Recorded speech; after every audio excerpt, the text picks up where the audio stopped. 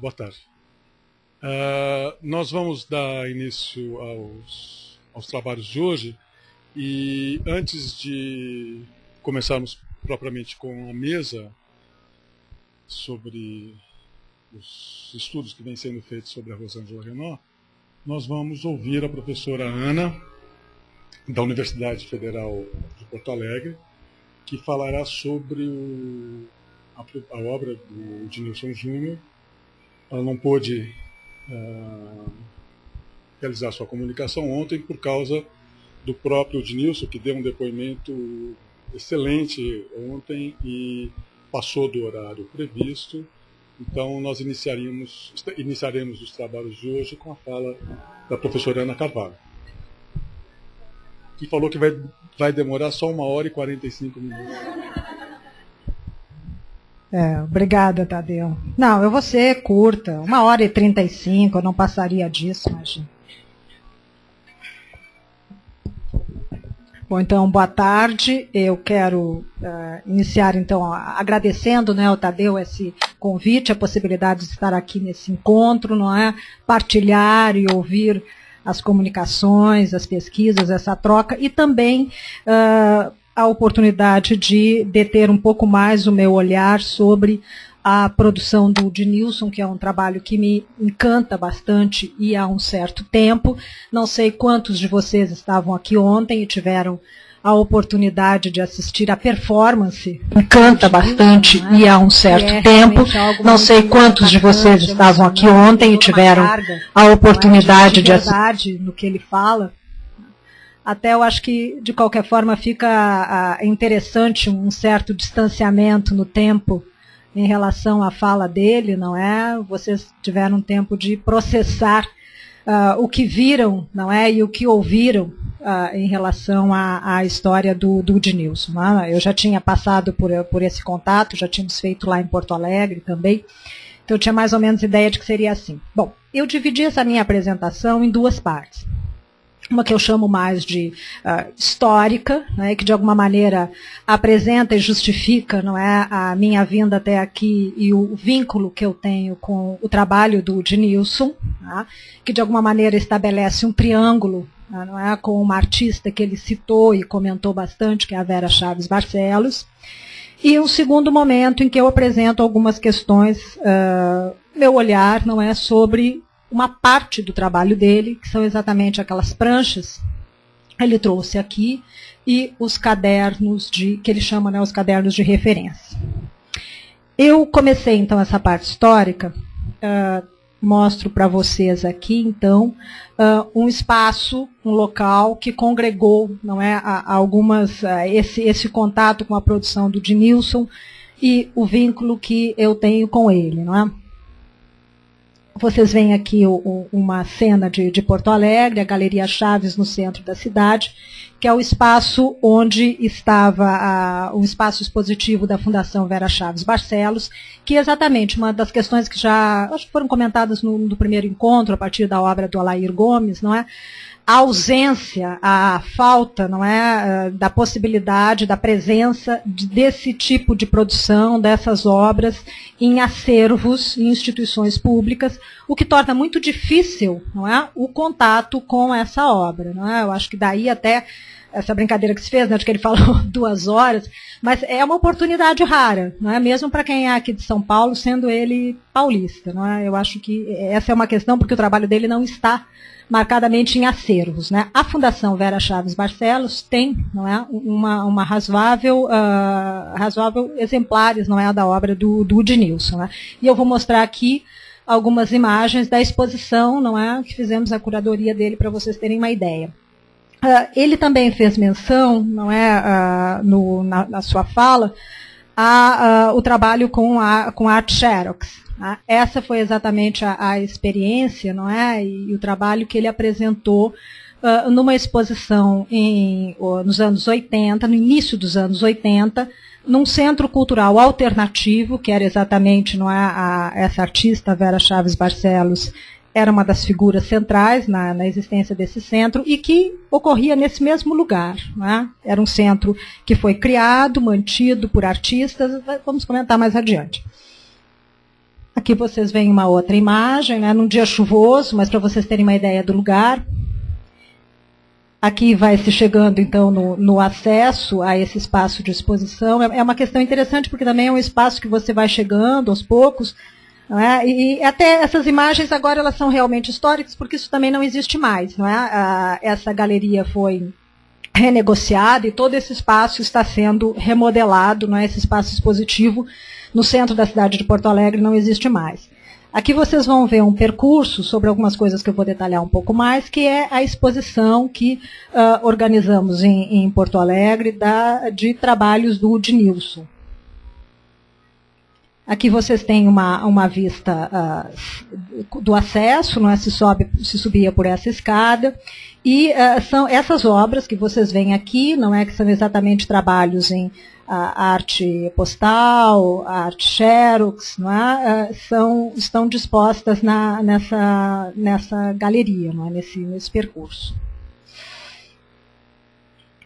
Essa curadoria eu fiz junto com a Neiva Bons, não é? Nós duas trabalhamos, não é, com os projetos curatoriais da Fundação Vera Chaves Barcelos. Depois até eu posso deixar para alguém que tem interesse um material sobre o centro de documentação da Fundação e um folder também um pouco antigo da Fundação. Nós montamos, não é, para essa exposição também todo um material com biografias, com textos, não é, que informavam sobre a trajetória do Udnilson, sobre intervenções no espaço urbano, uma pesquisa com textos, não é, material de jornal, porque também em Porto Alegre, não existia muita informação sobre o Udnilson e quem era o Udnilson e o que ele tinha produzido. Naquela pequena peça, onde vocês veem ali um aparelho de televisão, passava uma performance que o Udnilson fez, e que ele não comentou ontem, né, que era exatamente aquela que ele fazia com a artista Cláudia Abreu, não é? E que tem digamos assim, um componente sadomasoquista, de certa maneira, não é? Porque consistia em ela com uma pinça arrancando fio por fio pelos do peito dele. Né, que vocês devem ter percebido, os que assistiram, não é? Ele tinha bastante, uma experiência bastante dolorosa, né, para ele e para quem assistia. E depois que as pessoas entravam no teatro, a porta foi fechada. Depois que você começou a assistir, você não podia sair até que terminasse. Bom, aqui vocês veem, nós fizemos uma montagem, depois vocês vão ver uma imagem da montagem daquele trabalho que ele faz de xerocar o próprio corpo, não é, a performance que ele faz com a máquina de xerox, xerocando o próprio corpo.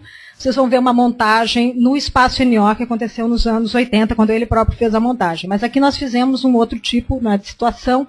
Nessas duas vitrines estavam, então, os cadernos e as pranchas. Aqui nós poderíamos até fazer uma discussão de, bom, os cadernos são para olhar, não é? Mas, na medida em que alguns eram do artista e muitos pertenciam ao acervo, não é? Como disponibilizar estes livros, não é, para o contato direto com o público, não é? Algumas coisas nós tínhamos feito fotocópias, que poderiam então ser vistas, não é, pelo público, e outros nós abrimos, não é, em determinadas páginas.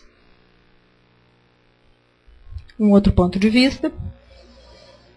Aqui se entra, então, numa outra peça, em que tem as pranchas, não é, em que ele faz os cortes, as colagens, e um trabalho mais recente que ele estava fazendo no momento, não é, dessa exposição, que consiste em roupas impregnadas de tinta e como que plastificadas, não é? São roupas dele, né, calças e roupas de doação, essas alpargatas, meias. Aqui também, uma outra parte que nós colocamos nessa sala são dessas pinturas com stencil, não é, que também pertencem à fundação. Aqui vocês têm dois detalhes. E entre todas essas roupas tinha também, aqui não sei se dá para enxergar tão bem, não é, mas uma cueca, não é, dada todo o trabalho que ele faz, nós achamos que poderia ser uma boa assinatura. Aqui vocês têm uma outra visão, aqui é mais até sobre a Fundação Vera Chaves Barcelos, que contém esse acervo. Aqui já não é mais na cidade de Porto Alegre, é numa cidade logo próxima, onde vocês podem ver a reserva técnica do acervo. E a única sede expositiva que temos agora, com o fechamento daquela sala no centro da cidade, que é a Sala dos Pomares. Aqui vocês têm uma visão da reserva técnica da fundação, não é? E no momento de trabalho, não é? Não é uma foto arrumadinha. E aqui uma vista geral do espaço expositivo que a Fundação tem em Viamão. Isso não é uma exposição montada só porque essas obras são de grande porte e não comportaria colocá-las lá na outra peça de reserva técnica. Para quem não conhece Porto Alegre, Viamão é logo a uns 45 minutos do centro da cidade e essa é uma zona assim com muito verde, né? Que vocês têm mais uma visão desse espaço e das áreas de trabalho. Tá. E aqui vocês veem, então, uma montagem dos anos de março de 1982, é uma das últimas exposições do espaço NO. Este espaço ele é resultado, não é, de uma relação entre jovens artistas, alguns do Instituto de Artes, interessados em arte xerox, artistas que trabalhavam com arte postal, a própria Vera Chaves Barcelos, que já é de uma geração, não é, em relação a esses artistas, quando o Espaço NO abre em 1979, ela era bem mais velha já do que esse grupo, não é, que na época tinha 20 e poucos anos, e a ideia era criar em Porto Alegre, nesse momento, um espaço voltado para a arte contemporânea. Vai inaugurar com uma exposição do Paulo Bruschi, vai ter mostras de Carmela Gross, do Nietzsche, do próprio Udnilson. Bom, e esse espaço vai existir entre 79 e 82, e vem daí, então, o meu conhecimento, meu contato com a obra do Udnilson, através da Vera Chaves Barcelos e desses artistas, que foi o meu tema nessa época, em 1990, da minha dissertação de mestrado. Tá? Vem daí o meu contato com o Udnilson e com essa produção. Né? Minha tese de doutorado é sobre outro assunto. Né? Esse foi o tema da minha dissertação. É interessante porque aqui vocês podem ver o tipo de montagem que foi feita, nessas bandas verticais. Eu acho que foi esse trabalho que tu apresentar, que naquela exposição Fotografia Contaminada estava participando, né? Só que está num outro formato, né? Aqui vocês podem ver que aqui tem a fotocópia, vai acompanhando quase todo o corpo, né? Os pés, da cabeça até os pés. Depois tem aqui embaixo montagens de outros detalhes no rodapé, e ali no canto à direita, a minha pelo menos, né, à esquerda de vocês, são detalhes de rosto. Isso era uma montagem muito típica, não é, do período, desse momento, e que, como esse centro era totalmente gerenciado, custeado, produzido, não é, desde o primeiro momento, sempre pelos próprios artistas, não é, toda a montagem, toda a idealização era feita pelo grupo. Que ele já tinha mostrado também alguns detalhes, não é, do coletivo que ele tinha com Mário Ramiro e com Rafael França. Essa é uma intervenção, então, que é feita na cidade. Era para escrever bem certinho a palavra arte, mas parece que naquela noite teve algumas coisas, e alguém resolveu fazer uma faxina, então ficaram mais algumas luzes acesas e não ficou tão perfeita a reprodução. Aqui vocês têm mais alguns detalhes dessa exposição. Todo esse material, atualmente, eu acho que essa é uma questão muito interessante, ficou de um grupo anterior, e principalmente a partir do Espaço NO, um centro de documentação em arte contemporânea que vem sendo construído com esses documentos. Né? Então, essa produção, esses materiais, essas fotografias, né, continuam nesse centro de documentação, que é o que atualmente também estamos lançando, junto com os espaços expositivos, a partir dessa viabilidade dada por essa fundação. Né? Aqui vocês têm, encerrando essa parte, não é? Vocês têm também um dos últimos eventos que haviam sido programados pelo Espaço NO. A ideia consistia, não é, numa exposição do Hélio Oiticica, que tinha sido pensada e acertada com ele um pouco antes da morte dele, né? enfim, ele vem a falecer antes que a exposição possa ser concretizada. Conseguiram fazer de uma maneira mais simples, não é? Com algumas peças, alguns parangolés, e reunindo toda uma documentação em xerox, informações. E ele falou bastante na Vera Chaves Barcelos, não é, que hoje está com 70 anos, e aqui vocês podem vê-la, não é, nesse ponto, e também lá na outra imagem, junto com 2 outros artistas, os que está em primeiro plano. Também trabalhava com desenho e com arte postal, que é o Milton Curtis, um dos artistas do Espaço NO, já falecido, e ao fundo o Carlos Aspe. E aqui embaixo um detalhe de um curso de desenho, carimbo, e com a Carmela Gross. Aqui vocês têm uma foto, não é? Do grupo do Espaço NO, em que vocês podem ver pela... E essa é uma imagem que, para quem viu um dos cadernos que ele trouxe, e que apresentou aqui ontem na sua fala, tem exatamente uma fotocópia desse cartaz que, quando o NO encerrou em 82, pouco depois a Funarte organizou um livro, não é? Eles puderam organizar um livro sobre o NO, e eles fizeram essa foto para o cartaz de divulgação. Tá? A Funarte parece que não gostou muito desse cartaz. A Vera sempre teve essa opinião, né? Achou que talvez fosse um pouco demais. Né? Mas aqui vocês veem, então, os artistas que participaram do NO. Né? O Nazário, o Milton Curtis, a Regina Celli, perdi um pouco, Regina Celli...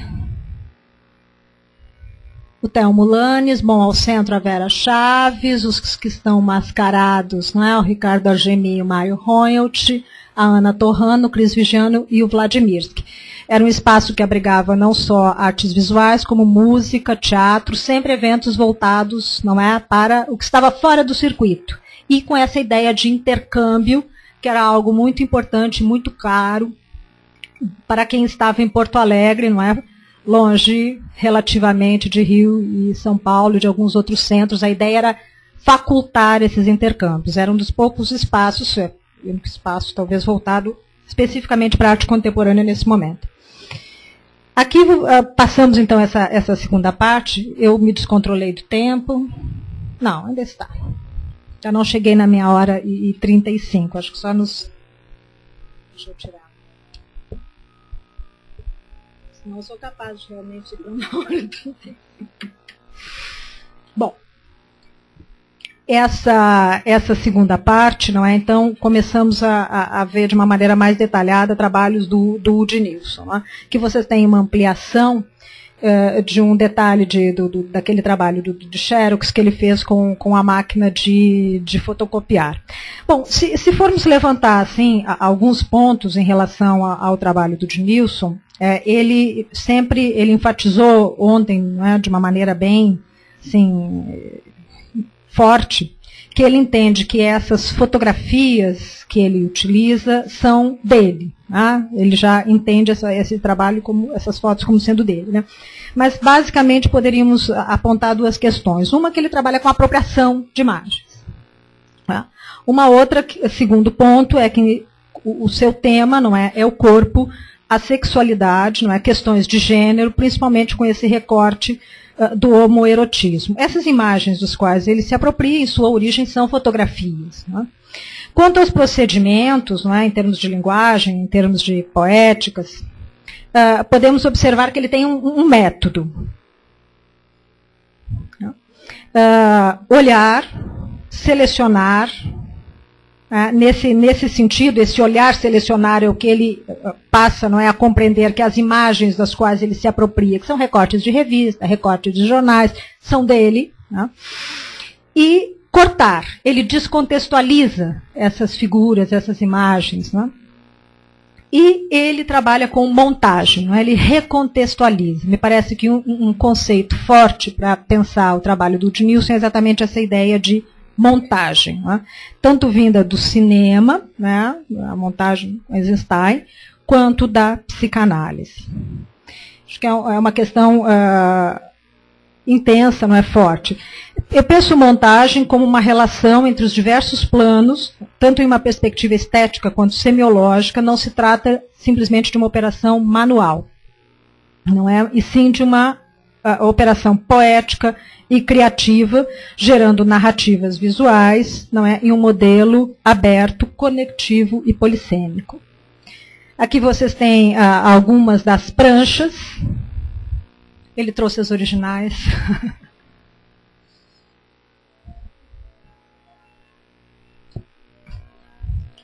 Bom.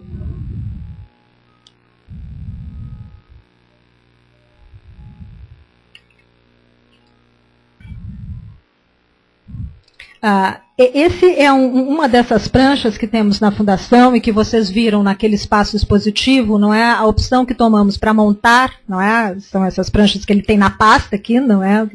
Elas são dos dois lados, né, frente e verso. Então essa era uma dificuldade, como expor, não é, esse tipo de trabalho, permitindo ao espectador olhar tanto frente e verso, né? Nós colocamos naqueles displays em vidro. E aqui realmente você tem uma das situações mais específicas de trabalho com fotografia, exatamente, não é? De um modelo, não é? E tem uma sequência, não é? Quase como um movimento, um ritmo, não é? Quase cinema, não é? Você tem esse tipo de movimento sempre com uma determinada opção. Uma questão também que se observa nessa seleção, nessa operação, digamos, que o Ednilson processa, de olhar, selecionar, cortar, também, e que já tinha comentado na sua fala, é que existe uma preferência, um recorte, não é, que geralmente é mais específico pelo torso, não é? Seja de perfil, não é? Seja de frente, seja de costas. Não é? Bom. Um aspecto que também me parece importante do trabalho do Ednilson é que essa aparente precariedade técnica, e eu acho que é importante lembrar, não é, que o efêmero, o precário, são assumidos como um elemento crítico, né, pelos artistas nos anos 60 e 70. Não é exatamente uma crítica à noção canônica de obra de arte e a sua possível transformação em mercadoria ou a sua incorporação institucional, né, pelo efêmero, pelo investimento na precariedade. Essa precariedade, aparente precariedade técnica, não é, dada por essa operação de cortar e colar e dispor numa certa ordem, essa simplicidade, que eu acho que hoje na era do digital, não é, ela se torna até, pode ser muito mais pensada até como uma operação de resistência, ela revela também a sua sofisticação. A sofisticação que está presente exatamente nas articulações formais e temáticas que vão sendo dadas, não é, por esse modelo conectivo, por essa operação em rede, que vai gerando no espectador, não é, processos de associações de significado, às vezes impensadas. Tem, eu acho que um exemplar mais adiante, que eu vou poder comentar sobre isso. Não? Ele vai trabalhar, então, com sequências, ritmos, repetições.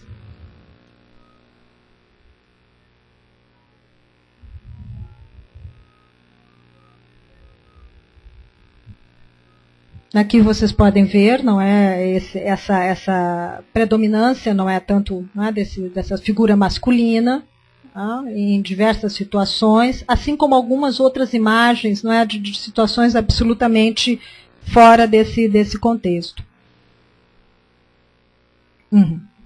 Por exemplo, né, existe esse modelo conectivo, ela gera também associações de significados, às vezes impensados, e também uma conversa interna com a própria obra do artista. Por exemplo, a referência, não é, a determinadas obras de arte, seja o Davi, e que aparecem também nas pinturas com stencil. Não é? Então existe também uma conversa, uma seleção de determinadas imagens que estabelecem relações com outros trabalhos realizados pelo artista.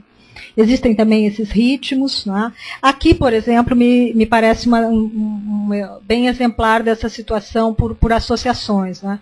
Depois de ver, né, uma série de imagens em que aparece o corpo nu, masculino, né? Você passa a ver essa lagartixa como uma referência fálica. Não é?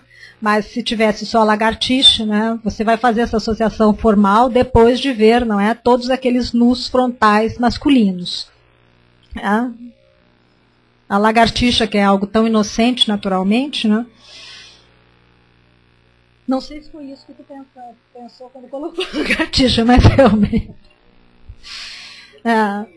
Aqui, aqui, por exemplo, vocês veem estão ampliadas, né, duas das pinturas com stencil que estavam na exposição, e vocês podem ver mais o elemento, né, que vai aparecer em muitos desses cadernos, né, e que é uma questão interessante porque eles não são exatamente produzidos de uma vez só, não é? Eles vão gerando um ritmo, não é, parte a parte.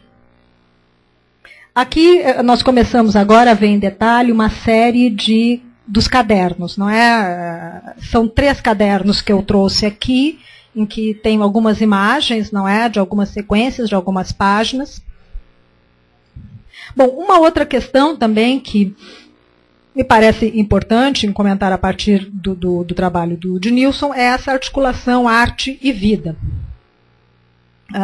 É uma questão, não é, que tem uma relação bastante cara para os artistas desde os anos 60 e 70 até a arte contemporânea, embora de formas diferenciadas, né? No caso tanto dessas pranchas quanto especialmente dos cadernos, existe esse caráter, por um lado, autobiográfico, né? Você pode pensar esses cadernos como, não é, uma autobiografia, o contar da sua própria história, da sua própria vida, e ao mesmo tempo transcende, não é, numa dimensão antropológica, não é? Já que existe essa mistura de imagem e de textos de origem muito diversas, cuja leitura vai se dando por contaminação. Aqui, por exemplo, é interessante porque eu localizei esse texto, não é? Curto-circuito, 6 pecados capitais, é uma matéria sobre o roteiro da Noite de São Paulo, Rio de Janeiro, mas o que me parece que tenha te chamado a atenção é o Narciso, né? Que é um tema que é recorrente no trabalho do Nilson, não é? Então existe essa conexão, né? Quer dizer, por que esse? Né? Além dos pecados capitais, não é? Que aí a gente poderia relacioná-los, né? Essa prancha eu acho muito impactante, muito especial, não é? A sequência que ela faz, não é? Reunindo tanto essas imagens, não é, sorridentes no primeiro plano, quanto o músico lá na ponta, não é? Quanto um detalhe que nos induz a pensar num relacionamento, não é? Numa questão sexual, na outra imagem aqui, com essas outras que remetem à destruição, à guerra.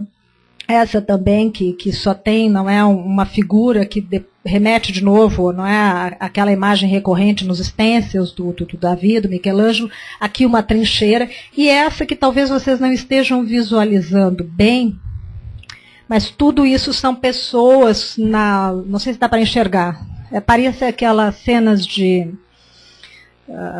Serra Pelada, né, aquelas coisas, todos esses corpos no meio da lama. Essa outra também que vai misturando, não é, essas figuras masculinas, essas relações, a Elis Regina, com aquela cena de enforcamento, com alguns elementos que são eminentemente visuais, de textura. Não é? Então existe toda uma sofisticação nessa articulação de imagens em cada uma dessas pranchas, né?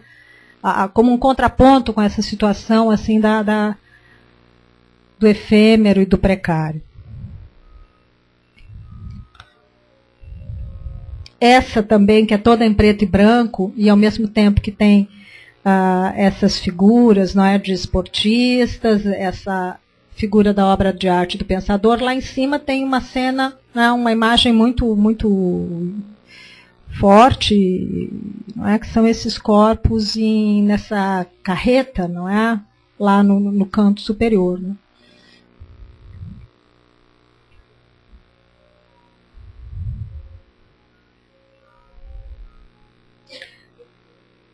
Bom, esse é o fechamento, é a capa, não é, dessa agenda, onde estão os dados, esse recorte, essa marca. De novo, não é a referência do Narciso.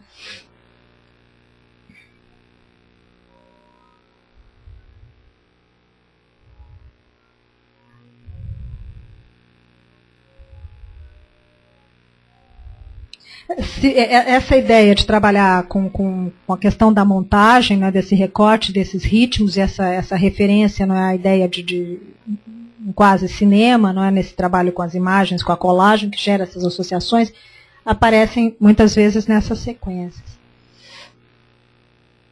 Algumas têm desenhos também, reproduções de algumas obras de artistas, não é? Que imagino que interessem também, não é, ao Woody Nilsson, não é? Na medida que estabelece algumas conexões, como Leonilson e outros artistas. Algumas questões assim que vão remetendo a esse aspecto mais autobiográfico, não é, pela opção por alguns elementos, recados, não é, de amigos. Bom, tem algumas receitas de médico, algumas dessas eu não trouxe mais as imagens, mas tem outras, né, vários elementos, convites, bilhetes, vão aparecendo nos cadernos.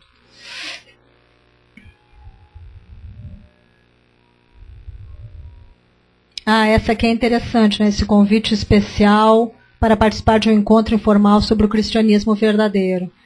Foste o Ednilson nesse encontro do cristianismo verdadeiro? Não. Aqui é que eu havia feito menção, não é, a referências a alguns artistas, não é, no caso do Leonilson, aqui vocês podem ver alguns exemplares desse gênero. Dos bilhetes, não é, de amigos ou esses contatos. Bom, a capa da agenda. Aqui segue uma outra referência, não é, uma outra sequência. Aqui também tem esses monumentos, é uma outra situação, mas me faz lembrar, não é, da performance dos Ensacados, de qualquer forma. Sim, né, aqui já tem a mesma foto que estava lá, não é, e aqui também.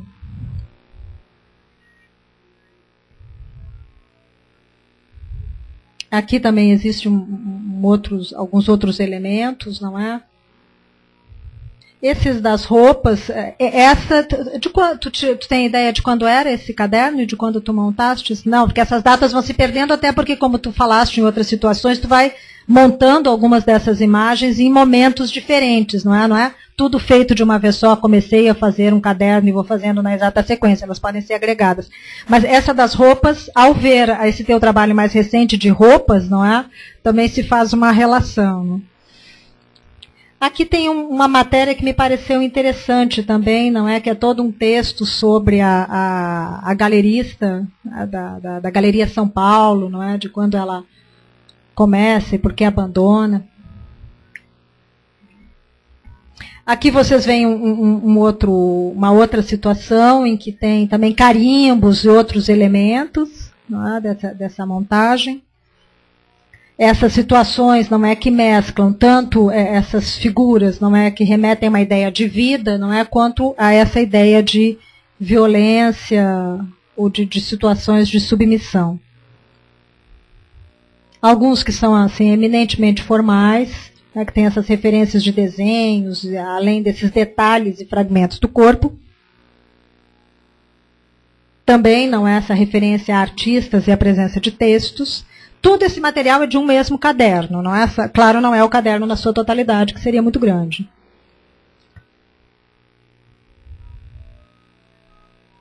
A capa. Esse é um e aqui começamos outro. Esse é um material, esse eu achei muito interessante pelo título, não é? do Agenda da Alma. E exatamente essa é interessante porque, e aqui é aquela referência que tu tinha feito, né, e que a Vera deve ter se interessado ao ver os nadadores, porque é uma imagem muito parecida com uma obra dessa artista que tem exatamente uma cena muito parecida com essa.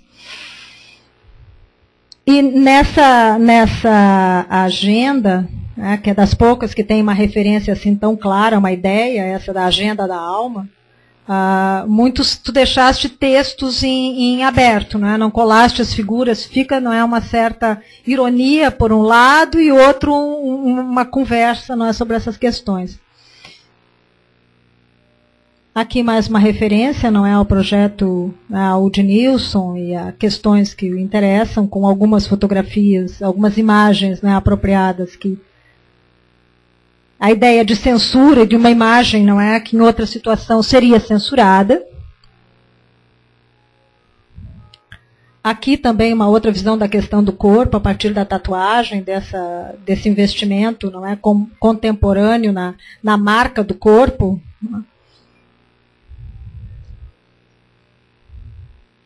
Textos que também fazem essa discussão, não é, da carne, do corpo, não é, essa ideia do corpo feminino também entra aqui como uma frase.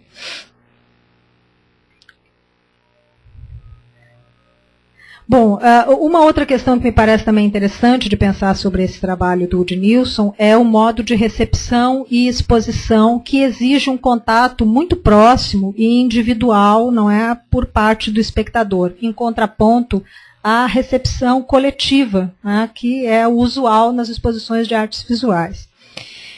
Como quem lê um livro, não é, demanda uma relação de intimidade com o espectador. Os cadernos também fazem, além de ter esse componente da memória, eles exigem também, não é, por fragmentos, cada página é quase um fragmento, ele tem uma narrativa que pode ser pensada naquela própria página, vai exigir também do espectador esse processo, não é, de um trabalho na memória e que vai ser reconstituído ao final, não é, de você manusear esse caderno, não é? Porque você não pode ver tudo ao mesmo tempo, é impossível, não é? Nesse sentido, o espectador também acaba funcionando como voyeur, não é? Ele é instigado no seu próprio desejo por essas imagens, não é? E de percorrê-las, e principalmente porque algumas, e para determinados recortes de público, é uma, digamos assim, tu tinha falado da Vera e do interesse que ela tinha tido e mencionado o fato, né? Uma mulher heterossexual. Bom, normalmente mulheres heterossexuais não consomem pornografia masculina, né? Agora com a internet até é mais fácil, né? Mas normalmente não se vai em banca comprar essas revistas, né? Então o trabalho do Udnilson, ele mobiliza também, não é? Quer dizer, de onde vem esse interesse por esse tipo de imagem? Né?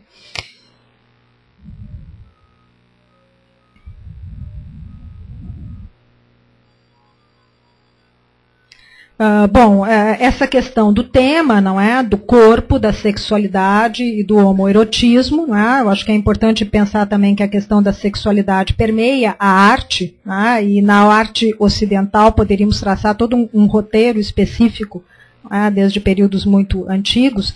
Também se percebe ao longo da história da arte um interesse muito recorrente, tanto por pinturas, por gravuras, isso só nesse recorte de arte ocidental, por imagens que remetem à violência, à violação, à submissão, principalmente da mulher, não é, da figura feminina. Dos anos 70 para cá, nós vamos observar o surgimento tanto de uma arte que alguns pesquisadores, historiadores, não é, colocam no segmento arte feminista, como colocam numa outra rubrica, numa outra caixa, né, da arte com cunho homossexual. Não é?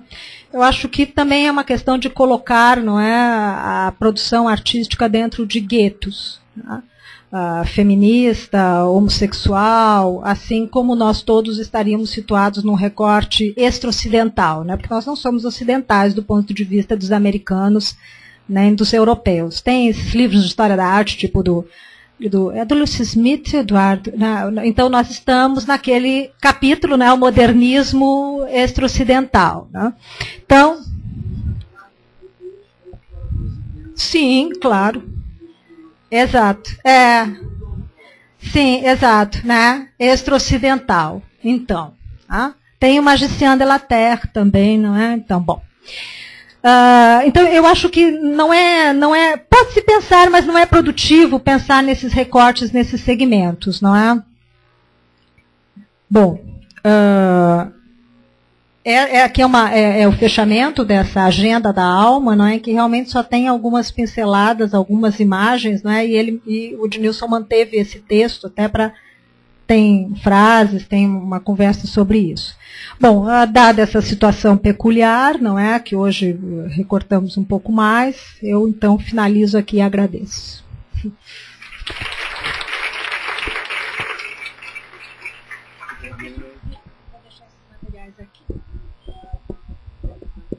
Funcionando? Oi. Não, só para dizer, então, que depois vou deixar ali, não é esse pequeno folder que é da Fundação Vera Chaves, do Centro de Documentação, que inauguramos agora, para quando forem a Porto Alegre tiverem interesse, fazemos permutas também.